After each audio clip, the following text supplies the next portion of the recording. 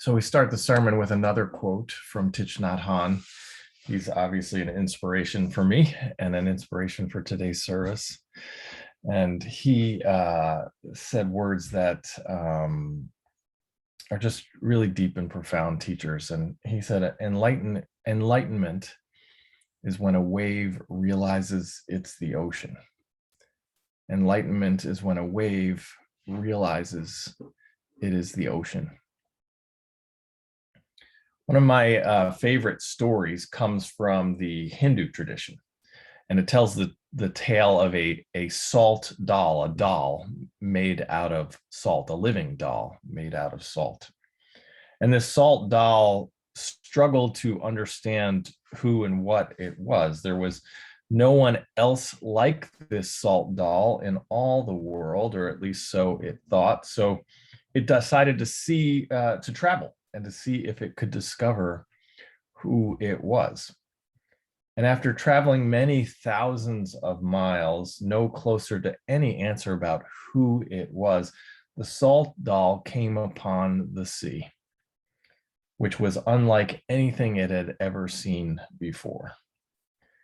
So enamored by this strange moving mass, it forgot its own question about who it was and asked the sea, "Who are you?" And the sea smilingly replied, as seas often do smile, "Come in and see." So this salt doll waded into the ocean. The farther it walked into the sea, the more it dissolved, until there was only very little of it left. Before the very last bit dissolved of this salt doll, the doll finally understood and exclaimed in wonder, "Now I know who I am." The question of, this is a little fancy word, but ontology, who am I, it's a theological word, and but it's important because it probably surpasses most other questions in spirituality and philosophy. It's certainly one of the most important questions in spirituality, religion, philosophy. Who am I? What is the nature of my being? We ask these questions naturally. It's just something that we do as people. Like that salt doll, we wander the world wondering about our nature. It troubles us and inspires us, not knowing who we are. And many of us find ourselves driven to uncover the answer to that very fundamental question. Spiritual teachers, psychologists, religious leaders, they often speak of a journey of self-discovery, that we're on this journey, and that all of us, we humans, go through this journey of self-discovery. And it's a journey sometimes talked about as a journey of two selves, from a false self to a true self, or sometimes from the ego to the capital S self. And even in some traditions, considered a journey from a sinful self to a saintly one. We are told that we have been misled, or that we are being misled by the false self. And to know our authentic self, we must detach ourselves from the hold of our false self. But these teachings are often so esoteric. They're so common. They're just, this kind of dance of the ego conversation is so common and brought up by so many spiritual teachers. But the responses are often so esoteric that we don't really know what these teachers are actually talking about. Rarely are we told what the ego is in any sort of practical way that actually helps us understand how to transcend it. Cy Safransky, editor and publisher of The Sun, speaks of this elusiveness. He says, "Every day my ego perpetrates the most egregious kind of identity theft."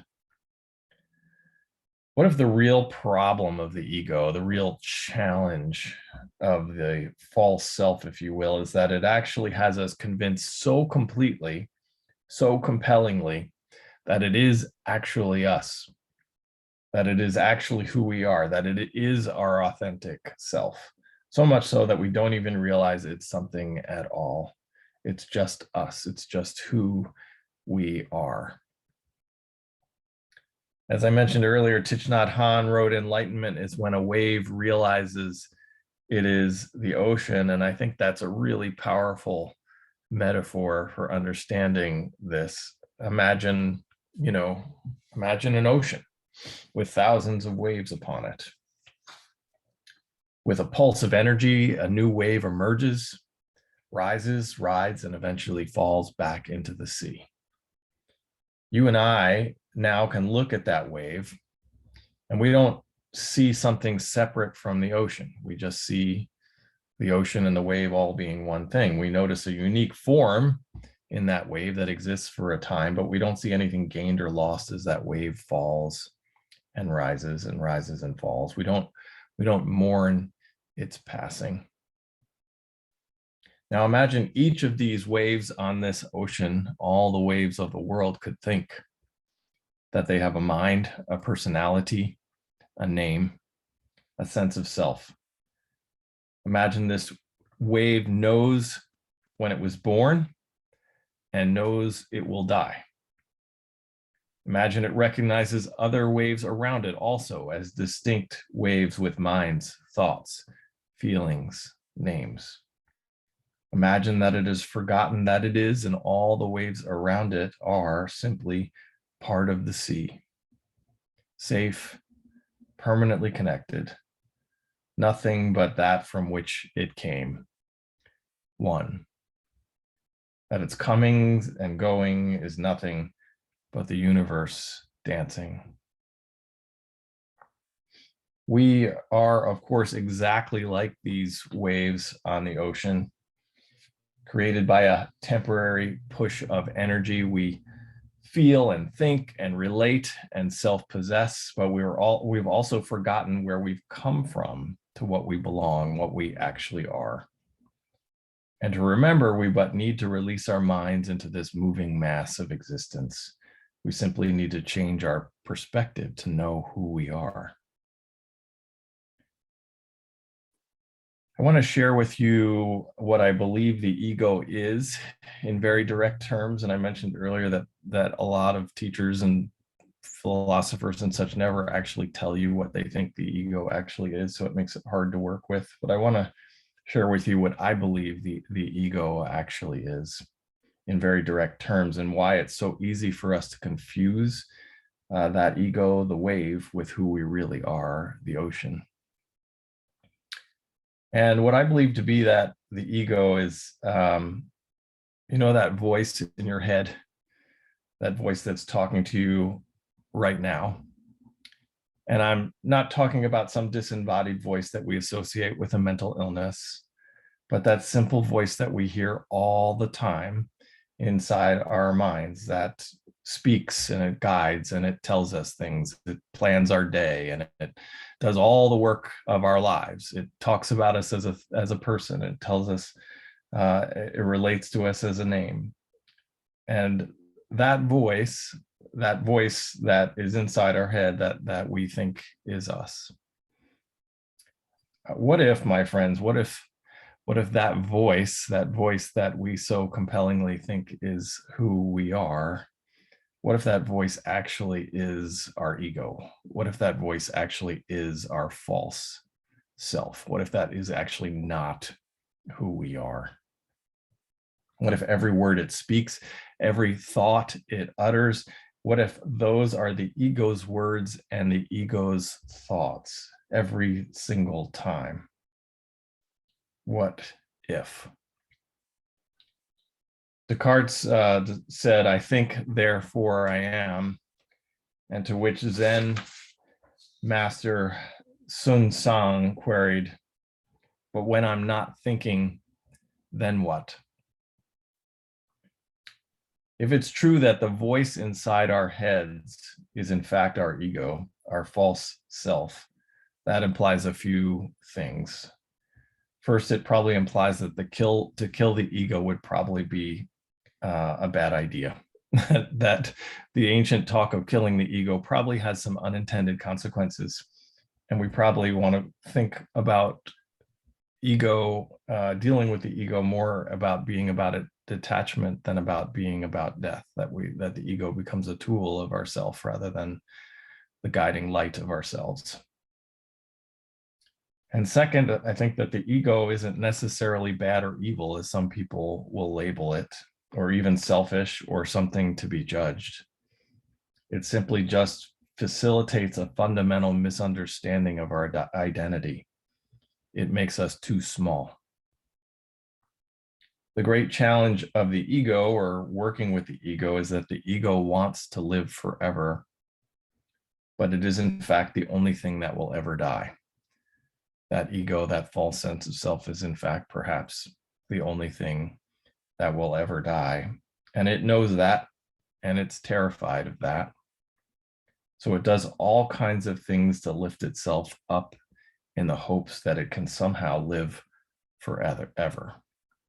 That can be fame, that could be wealth, that could be success, that could be marriage, that could be children, that could be war, that could be politics, that could be writing a book, that could be forming a company or a religion, that could be getting more likes on Facebook or Instagram.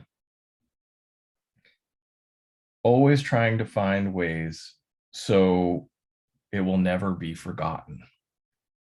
Trying to rise above the other waves, hoping it will never fade.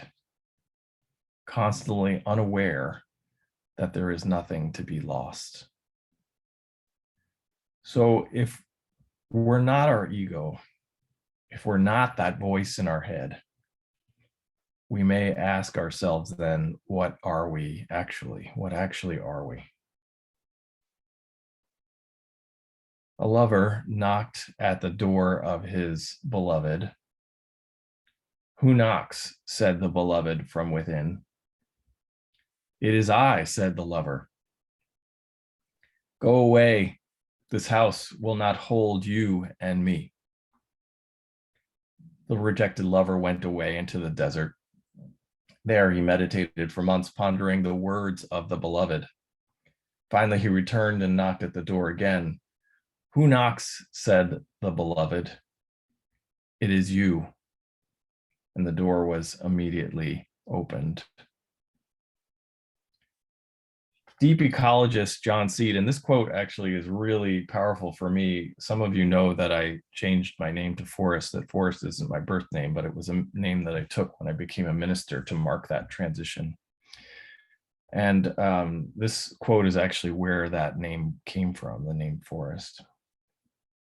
And it comes from deep ecologist John Seed. In an essay he called Beyond Anthropocentrism, the idea of beyond human-centeredness, anthropocentrism, human-centeredness. And he writes, when humans investigate and see through their layers of anthropocentric self-cherishing, cherishing the fact that humans are centered, a most profound change in consciousness begins to take place. When humans investigate and see their layers of anthropocentric self-cherishing, a most profound change in consciousness begins to take place. When we notice our human-centeredness, a change in consciousness begins to take place. Alienation subsides. The human is no longer an outsider apart. Your humanness is then recognized as being the most recent stage of your existence. You start to get in touch with yourself as mammal, as vertebrate, as a species only recently emerged from the rainforest. As the fog of amnesia disperses, there's a transformation of your relationship to other species and in your commitment to them. I am protecting the rainforest develops to, I am part of the rainforest protecting myself. I am that part of the rainforest recently emerged into thinking.